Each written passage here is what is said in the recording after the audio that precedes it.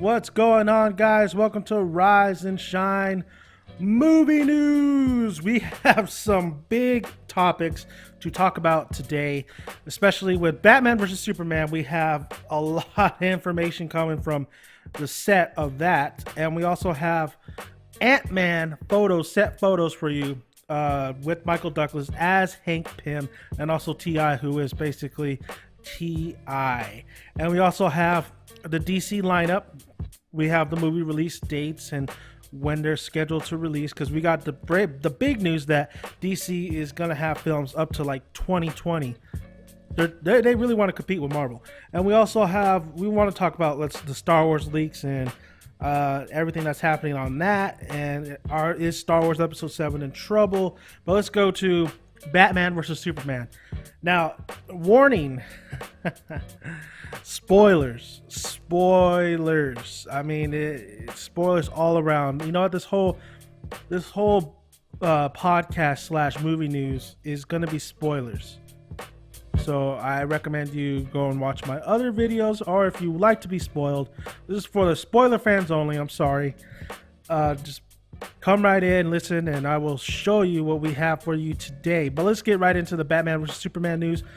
And an extra on that set. You know, you're supposed to sign a confidentially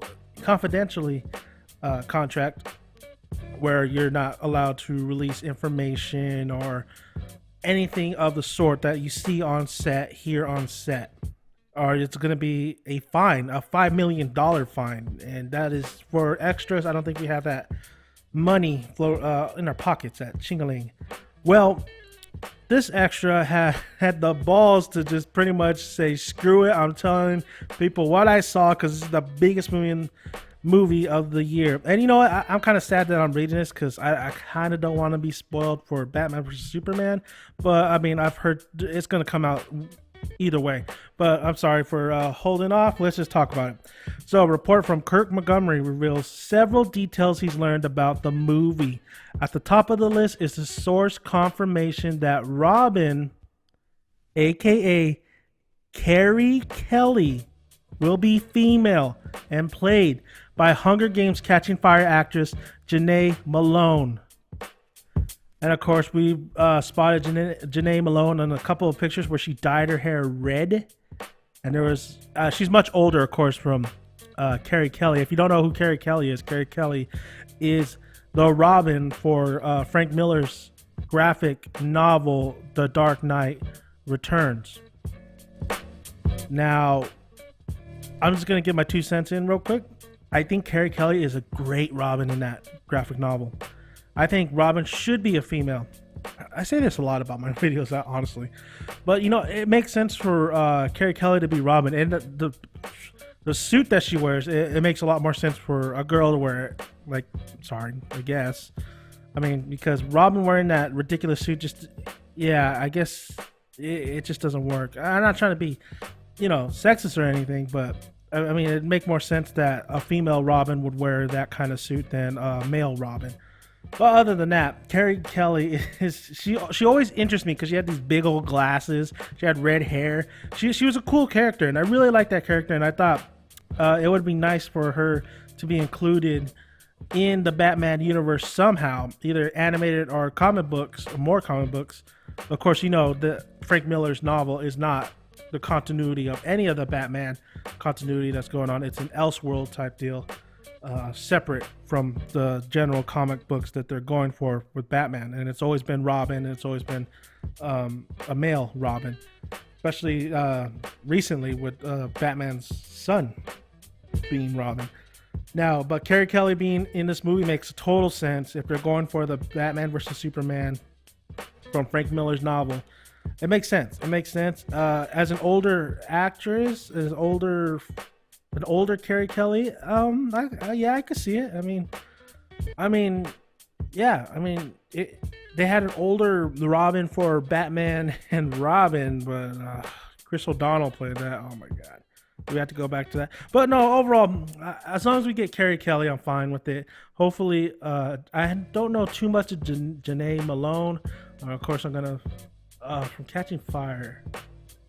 Yes, I'm assuming she was the one with who was the one who had that attitude in Catching Fire. I think it was her, the one that like stripped down and stuff in front of PETA. She she was cool. She's all right. She's not too bad an actress. So we'll see. We'll see though.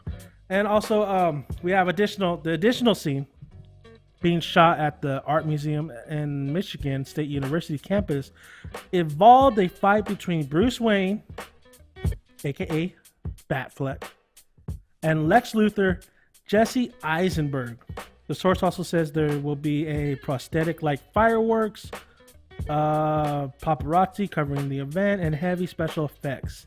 And the physical altercation between Bruce and Lex will involve the military. And that makes total sense. That makes total sense. At one point, maybe Bruce, is on Lex's side because he thinks Bruce is so smart. He probably knows that Lex is pretty much using the whole Superman as an alien, cast him out as his advantage for maybe advanced weaponry or something like that. So at some point, there's going to be altercation between these two as their personas. Well, Lex is who he is, and Bruce is Bruce. I mean, I call Bruce Wayne persona because we all know he's really Batman at heart. So that's awesome that we get Lex little sneak. I know I have a feeling when I hear this is like Jesse Eisenberg is going to be a little. Just like a little guy, little sneeze, like a little, you just want to wrangle his little neck. The social media, social network, type guy. The Jesse Eisenberg, Mark Zuckerman. I'm sorry. He just looks like the part, like where you're just like, oh my god, I want to slap the hell out of you. Not a punch, I'm gonna slap you. So it's gonna be interesting on Jesse Eisenberg's take on Lex Luthor. Is he gonna go bald or is he not? We saw a couple photos where he wasn't bald. He was it looked like red hair. There's one point where Lex Luthor in the comics had red hair. So I think they had him in the Irish Democrat. I'm not sure. But yeah, that's your spoilers for Batman vs Superman. Carrie Kelly involved in this project. We get to see a Carrie Kelly Robin, and also Jesse Eisenberg and Ben Affleck go at it as Bruce Wayne and Lex Luthor, and it's a physical altercation, and who's gonna win that fight, hands down. All right. So yeah, that's the Batman vs Superman. That's my thoughts on it, and I can't wait to see Carrie Kelly and see how well they do her in the that's what she said. Oh yeah, I went there. So let's go to Ant-Man real quick, and we're just gonna show you a couple pictures of what we saw on set. Of course, we have Michael Douglas playing Hank Pym, and then of course Paul Rudd is playing Scott Lang. And you see Michael Douglas chilling in the car. There's Hank Pym. What's up, bro? There he is, Hank Pym. Yay! There he is, still cruising around. I think it looks like he's going to a university, honestly. Let's go to the next picture real quick. Oh, there's Michael Douglas in all his glory and everything, and he's an old man, and that dude shot a line at one point. Then there he is, smooth Michael Douglas. It looks like it looks like he's a professor of some kind. So let's move on. And there's good old T.I. getting ready for his concert debut. Good job, Dan. Well, anyway, let's move on. There's T.I. again. And T.I. with looks like he's a security. Basically this film is like a bank heist, so I'm pretty sure T.I. is part of the bank heist crew with Paul Rudd. Well, it's not a bank heist. I guess they might be robbing a lot of technology or something like that. Something to do with, it's a heist film, so expect a lot of Toy Story 3 in here. And then of course we have the logo Pym Industries. So either Paul Rudd and his crew steal something from Hank Pym. I think that's the synopsis. Paul Rudd, his crew steals something from Hank Pym, the Ant-Man gear. Hank Pym pretty much hires them for a job to do something, and there we go. Let's get on to the DC Cinematic Universe schedule real quick. I don't have not much time. So we're going on to the Batman versus Dawn of Justice, directed by Zack Snyder. Zack Snyder. That is coming out 2016. We all know that. We all got spoilers for that. But what we got, and then we also know about the Suicide Squad directed by David Ayer. Not confirmed yet, but most likely it's going to be him. That's also coming out in 2016. And Suicide Squad is going to have the likes of Vixen, Deadshot, and I think Captain Boomerang. Please tell me Captain Boomerang ain't in there. And then we have Wonder Woman. Wonder Woman for 2017. Yes, people, stop your crying. We're going to get our Wonder Woman movie. Is it going to be any good? We will find out.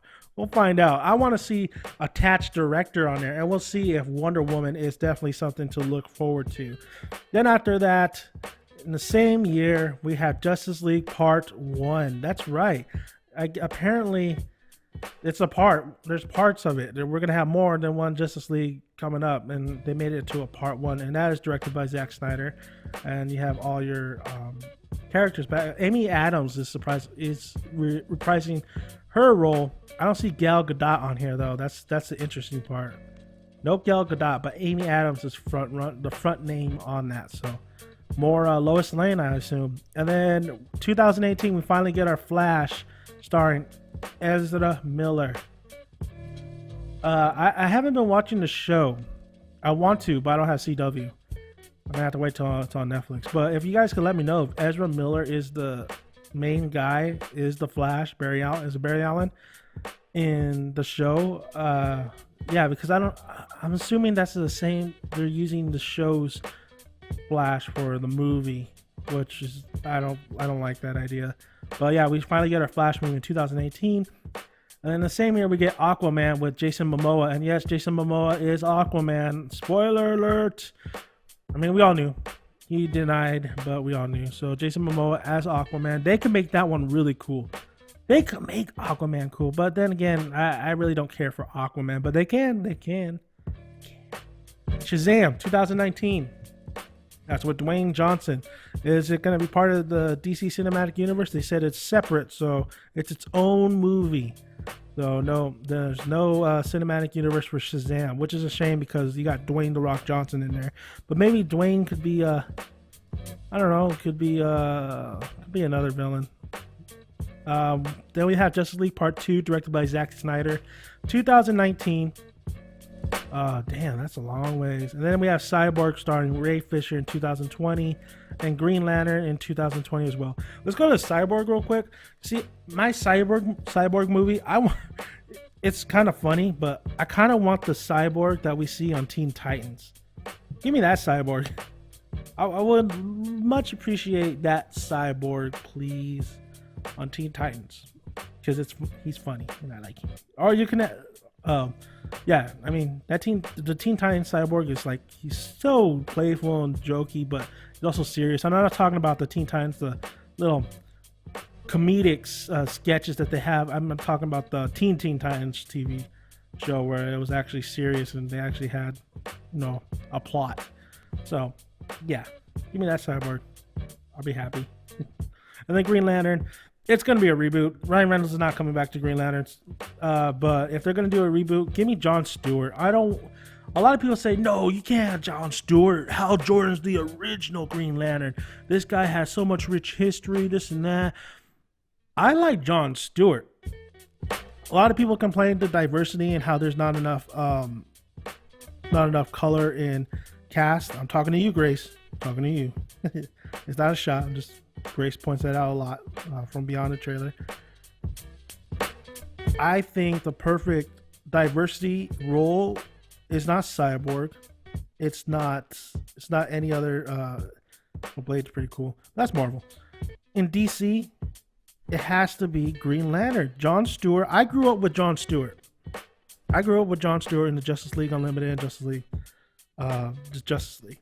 Jon Stewart's my guy. Jon Stewart as the Green Lantern he was so cool. He was hard-headed, but he had a heart of gold. He lived in the urban city. There's a lot of crime. You related to his story, and you would see why he would get the Green Lantern power. So give me a Jon Stewart. And I always said Idris Elba would be perfect as Jon Stewart, but I thought Idris Elba would be perfect as Lex Luthor, and they didn't pick him. So we'll see about that. Give me Jon Stewart though.